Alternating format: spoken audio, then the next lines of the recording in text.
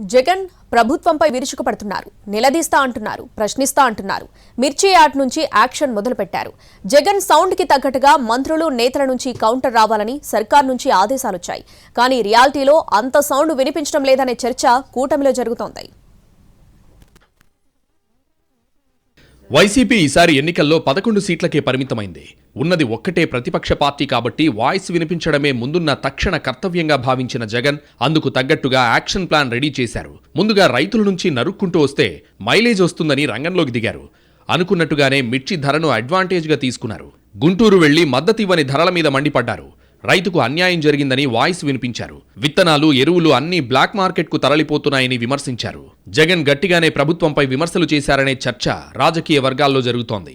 ఇక నుంచి ప్రజా సమస్యలపై జగన్ జనంలోకి వస్తారని వైసీపీ కూడా భావిస్తోంది. అయితే జగన్కు స్ట్రాంగ్ కౌంటర్ ఇవ్వాలని కూటమి నుంచి ఆదేశాలొచ్చినా ఆ స్థాయిలో ఎదురుదాడి జరగలేదనే చర్చ జరుగుతోంది. జగన్ సౌండ్కి తగ్గట్టుగా రీసౌండ్ లేదని కూటమిలో టాక్. మంత్రులు కూడా ఒకరో ఇద్దరో స్పందించారు. మిగిలిన వారు ప్రెస్ నోట్ ఇచ్చి చేతులు దులుపుకున్నారట. మంత్రులంతా కీలక విషయాల్లో స్పందించాలని సీఎం చంద్రబాబు పదే పదే చెబుతున్నారు. వైసీపీ విమర్శలకు కౌంటర్లు సిద్ధం చేసుకోవాలని సీరియస్గా ఆదేశాలిచ్చారు. అయినా కూడా మంత్రులు తూతూ మంత్రంగా స్పందిస్తున్నారనే టాక్ వినబడుతోంది.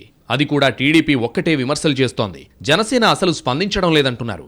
బీజేపీ అప్పుడప్పుడు ట్వీట్ మాత్రమే చేస్తోందనే విమర్శ వినిపిస్తోంది. దీంతో జగన్కు కౌంటర్ బాధ్యత పూర్తిగా టీడీపీ మంత్రులు, ఆ పార్టీ నేతలపైనే పడిందనేది వాస్తవం. అయితే వాళ్లు కూడా ఏదో మొక్కుబడిగా కౌంటర్ పార్ట్ ఇస్తున్నారే తప్ప సబ్జెక్టు వారీగా రియాక్షన్ ఇవ్వడం లేదనే వాదన వినిపిస్తోంది.